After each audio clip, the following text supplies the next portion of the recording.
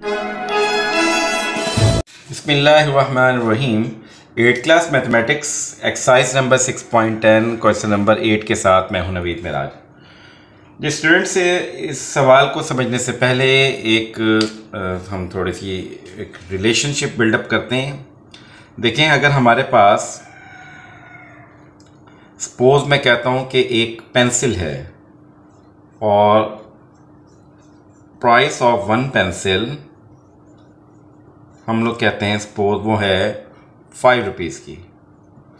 एक पेंसिल जिसके प्राइस के हमारे पास 5 रुपीज़।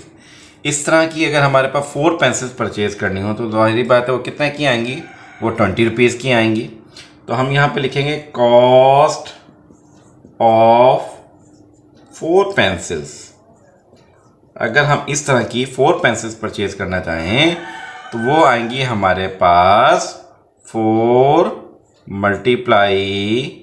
5 यानी कि 20 रुपीज़ की। अब ज़रा गौर से देखिए, कॉस्ट जो है वो किसके इक्वल है, 4 × 5 के इक्वल। 4 इसमें क्या चीज़ है, क्वांटिटी है, मल्टीप्लाई 5 इसमें क्या है, प्राइस ऑफ वन पेंसिल। 4 इसमें क्वांटिटी और 5 इसमें क्या है, प्राइस ऑफ वन पेंसिल। तो जब आप क्वांटिटी को एक यानी कि यूनिट प्राइस के साथ मल्टीप्लाई करते हो तो हमारे पास टोटल कॉस्ट आ जाती है। तो जब आपने कॉस्ट निकालनी हो तो यहाँ से रिलेशनशिप क्या बना हमारे पास, quantity multiply unit price is equal to cost of the product. तो ये एक छोटा सा रिलेशनशिप था जो कि सवाल से पहले, इसकी स्टेटमेंट को भी पढ़ने से पहले हमने समझना ज़रूरी था। अब सवाल की स्टेटमेंट इन जनरल पहले हम समझ लेते हैं कि इन जनरली हमारे पास क्या है। ये सवाल है हमारे पास फिदा अबाउट 3 किलोग्राम मेलन्स, कि फिदा 3 kilogram melons and 4 kilogram mangoes purchase करता है। टोटल जो प्राइस जो उसको जो कॉस्ट पे करनी पड़ती है वो 470 है। यानी कि 470 रुपीज़ में उसके पास दो चीज़ों की टोटल कॉस्ट है। ये 470 टोटल कॉस्ट है दो चीज़ों की। इसमें हमारे पास 4 किलोग्राम तो हैं हमारे पास क्या बोला, मैंगोज हैं, और 3 किलोग्राम क्या हैं, मेलन्स हैं। इन दोनों को मिलाकर जो उसने पैसे पे किए वो 470 पे किए। देखें यहाँ पे 1 किलोग्राम मैंगो कितने का होगा या 1 किलोग्राम मेलन कितने का ये नहीं बताया, टोटल खर्चा कितना होगा वो बताया। फिर एक और साहब के मुतालिक बता दिया गया कि Anam about 5 kilogram melons and 6 kilogram mangoes. कि अनम ने क्या किया जी, 5 किलोग्राम मेलन्स परचेज किए और जबकि जो मैंगो परचेज किए वो 6 किलोग्राम है। यानी कि 5 किलोग्राम उसने मेलन लिए अनम ने और 6 किलोग्राम क्या ले लिए जी, मैंगो ले लिए। ये दो चीज़ें परचेज करने के बाद इसने जो टोटल जो कॉस्ट पे की, जो टोटल उसने दुकानदार को पैसे दिए वो हैं ₹730। यहाँ पर भी 1 किलोग्राम मेलन के क्या प्राइस है नहीं बताया, और यहाँ पर मैंगो का यूनिट प्राइस यानी कि 1 किलोग्राम मैंगो कितने का है वो भी नहीं बताया, टोटल कॉस्ट बता दी। यहाँ भी आपको टोटल कॉस्ट दे दी फिदा की जो उसने खर्च की, और यहाँ अनम ने जो परचेजिंग की 730 वो बताई गई आपको। और आपसे क्या पूछ रहा है, calculate the price of melons and mangoes पर किलोग्राम। तो आपने यहाँ पे खुद से बताना है कि दरअसल 1 किलोग्राम मैंगो कितने का आया और 1 किलोग्राम मेलन के क्या प्राइस है। यानी कि पर किलोग्राम मेलन के प्राइस भी बताने और पर किलोग्राम आपने यहाँ पे मैंगो के प्राइस भी बताने हैं। तो इस सवाल को जब हम स्टार्ट करेंगे तो इसमें हम सपोज कर लेंगे कि हमारे पास जो मेलन है उसकी कॉस्ट, उसका जो पर किलोग्राम प्राइस है जो आपने फाइंड आउट करनी है उसको हम नाम दे देंगे x का, और जो मेलन है उसको हम नाम दे देंगे जी यहाँ पे y का नाम दे देंगे। ठीक है, अभी हमने ये बात अच्छे से समझ ली है कि जो टोटल कॉस्ट है वो टोटल कॉस्ट हमारे पास आती है कि आपने क्वांटिटी को प्राइस के साथ मल्टीप्लाई यानी कि यूनिट प्राइस के साथ मल्टीप्लाई करना है। तो ये हमारे पे यूनिट प्राइस है उसकी मेलन्स की, और ये यूनिट प्राइस किसके हैं जी, हमारे पास मैंगो के हैं। ठीक है, तो जब अगर मेलन्स की बात करेंगे तो मेलन्स की यूनिट प्राइस टोटल कॉस्ट क्या होगी मेलन्स की, वो होगी क्वांटिटी। क्वांटिटी कितनी ले रहे हैं हम लोग, यहाँ पे मेलन कितने ले रहे हैं हम लोग, 3 किलोग्राम अगर फिदा की बात करें तो 3 मल्टीप्लाई इसके यूनिट प्राइस क्या बनेंगे इसके जी, x बनेंगे। यूनिट प्राइस क्या बन जाएंगे, x लिया हुआ है। इसी तरीके से अगर हम लोग यहाँ बात करें जी मेलन्स की, तो मेलन की जो क्वांटिटी फिदा ने परचेज की है वो ली है जी 4 किलोग्राम। तो यहाँ हम लिखेंगे 4 और मल्टीप्लाई इसकी यूनिट प्राइस को क्या नाम दिया हुआ है आपने, y का। और जबकि फिदा ने ये सिर्फ एक चीज़ ये नहीं ली बल्कि दोनों चीज़ें परचेज की हैं, इसलिए जो टोटल कॉस्ट होगी वो इन दोनों के ऐड करके हमारे पास हासिल होगी। यानी कि 3x और 4y को जब ऐड करोगे तो टोटल कॉस्ट कितनी आ जाएगी, 470 रुपीज़ की आ जाएगी। इसी तरीके से अनम की जो कंडीशन बनेगी वो भी यही है कि उसने 5 किलोग्राम, यहाँ पे आ गई quantity 5 kilogram multiply unit price melon की। अब यूनिट प्राइस मेलन की हमने सपोज की है x ली हुई है।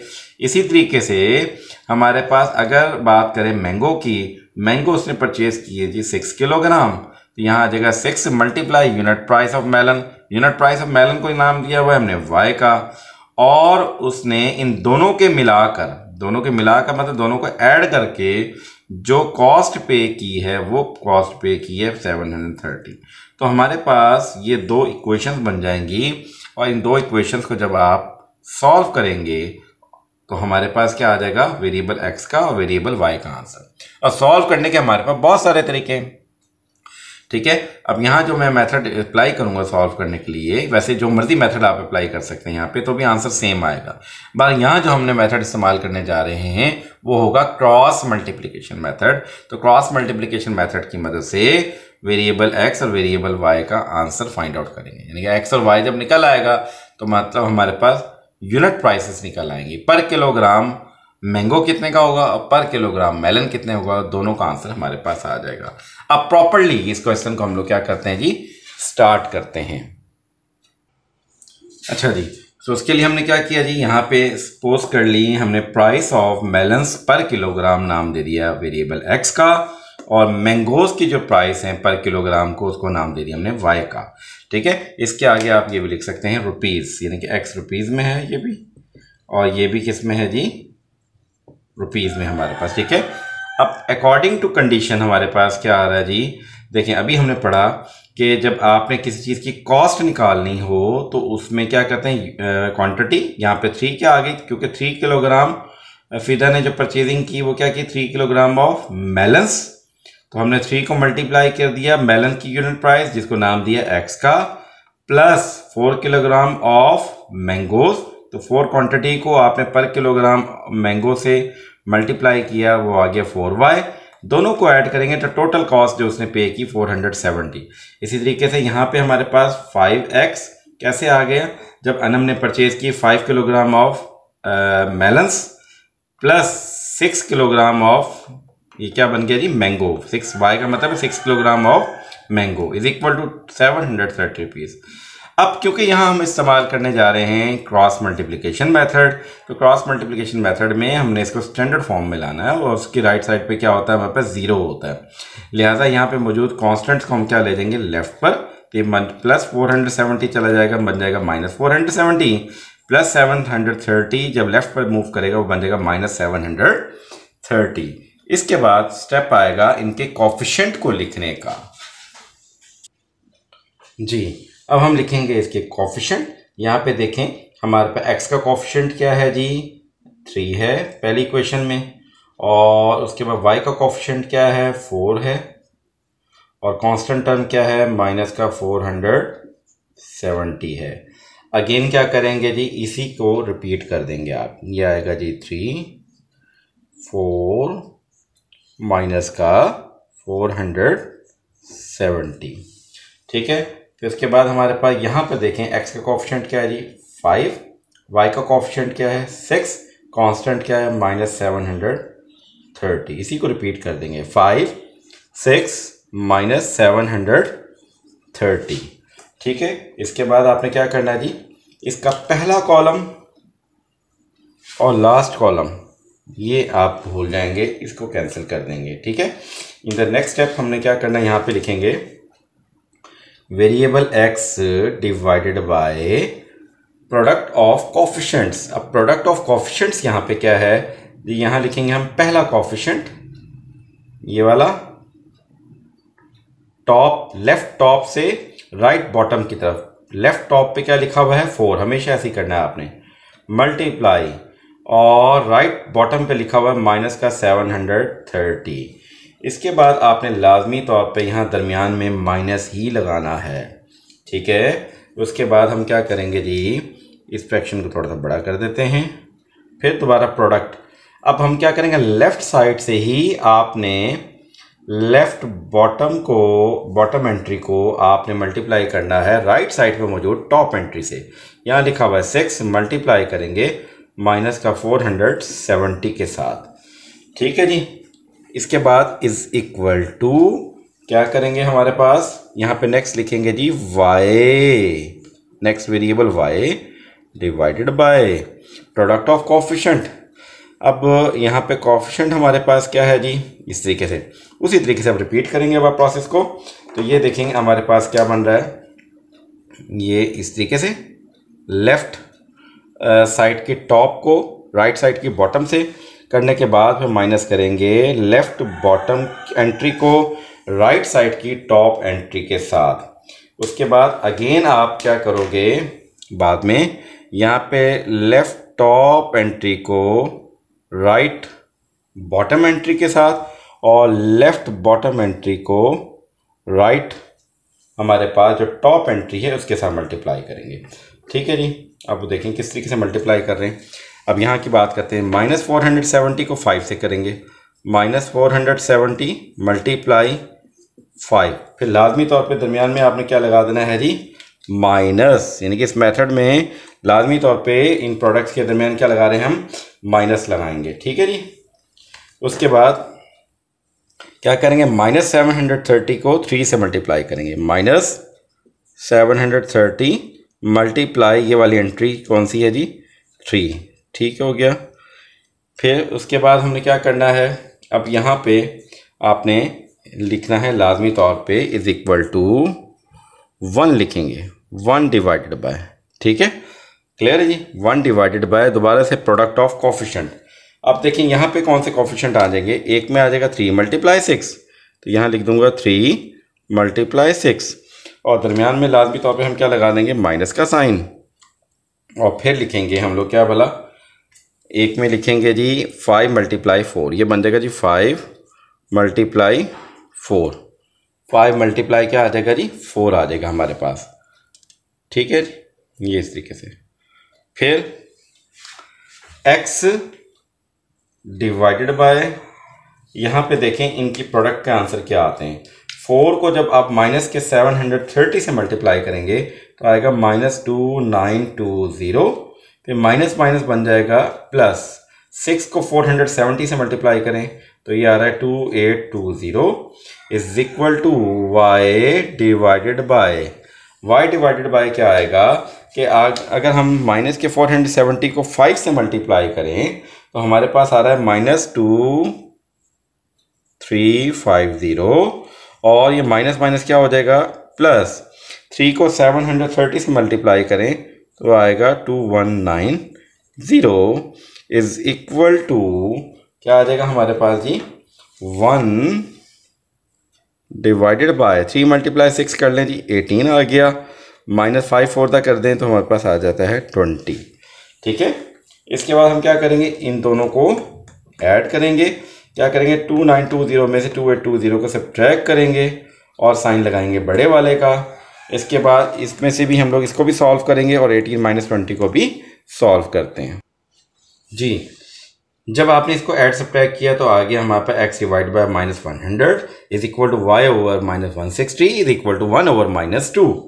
अच्छा, अब यहाँ पे क्या करेंगे जी, इसकी जो पहली फ्रैक्शन है x over minus 100 is equal to, लाजमी तौर पे आपने कांस्टेंट वाली जो फ्रैक्शन है जिसमें वेरिएबल इन्वॉल्व नहीं हो रहा उसके इक्वल कर देंगे, ठीक है, और इसको फर्दर सॉल्व कर लेंगे। हमारा टारगेट है वेरिएबल x की वैल्यू निकालना, उसके लिए क्या करेंगे, लिखेंगे x is equal to minus का 100, जब हमारा राइट साइड पे जाएगा तो यहाँ डिनोमिनेटर में है, वहाँ जाके बन जाएगा न्यूमिनेटर, वहाँ पड़ा हुआ 1, माइनस 100 को जब 1 से मल्टीप्लाई करेंगे तो माइनस का 100 ही आएगा, डिवाइडेड बाय माइनस 2 इज ये आएगा जी x इज इक्वल टू यहाँ पे क्या करेंगे, फर्दर हम लोग कटिंग हो रही है, माइनस ने माइनस को कैंसिल कर दिया और 100 को 2 पे डिवाइड कर दें, क्या आ जाएगा 50। तो माइनस माइनस क्या बन गया, प्लस। तो ये आ गया x इज इक्वल टू हमारे पास 50 आ गया जी। ठीक है, तो x इज इक्वल टू 50 हमारे पास एक आंसर वेरिएबल x का आ गया। ठीक है, इसके बाद अब आपने निकालना है वेरिएबल y का आंसर। उसके लिए हम क्या करेंगे जी, हमारे पास जो दूसरी फ्रैक्शन नज़र आ रही है वेरिएबल y वाली, y ओवर माइनस 160, इसको इक्वल कर देंगे उसी कांस्टेंट फ्रैक्शन के साथ, वो बनेगा 1 ओवर माइनस का 2। इसी तरीके से हम y निकालना चाहते हैं तो y इज इक्वल टू आ जाएगा माइनस 160, उधर जाके क्या बन जाएगा, 1 से मल्टीप्लाई होगा न्यूमिनेटर में मौजूद, तो माइनस 160 मल्टीप्लाई 1 बन जाएगा माइनस का 160 डिवाइडेड बाय माइनस का 2। फिर y इज इक्वल टू, यहाँ पे भी माइनस ने माइनस को कैंसिल कर दिया और यहाँ हो रही है जी कटिंग, 2 1 2 280। तो आप देखें हमारे पास y का जो आंसर आ रहा है वो आ रहा है 80। ठीक हो गया, ये y का आंसर आ गया और ये हमारे पास दूसरा जो वेरिएबल y निकालना था उसकी वैल्यू भी आ गई। तो लास्ट में अब आप लिखेंगे सो रिक्वायर्ड प्राइसेस पर किलोग्राम ऑफ, किस किस की प्राइस पूछी थी, मैंगो और मेलन्स। पहली प्राइस निकाली हुई मेलन्स की, मेलन्स एंड मैंगोज आर, वो क्या प्राइसेस है हमारे पास, जो पहली प्राइस निकाली वो कितनी है जी, ₹50। एंड और जो आपके पास बाद में पहले मेलन लिखा तो मेलन की प्राइस, बाद में मैंगो लिखा तो मैंगो की प्राइस, एंड मैंगोज की क्या प्राइस निकाली है जी, ₹80 रिस्पेक्टिवली। तो ये हमने कंबाइंड आंसर लिख दिया। अब चाहें तो इसको सेपरेट करके भी लिख सकते हैं। इसका मतलब है मेलन की पर किलोग्राम जो प्राइस निकली वो ₹50 निकली और जो मैंगोज़ की पर किलोग्राम प्राइस निकली वो ₹80। तो आई होप कि सवाल अच्छे से समझ आ गया होगा। जो लोग इस चैनल पे न्यू आए हैं काइंडली उस चैनल को सब्सक्राइब करें, लाइक करें और बेल आइकन को भी वो क्लिक कर दें। Thank you.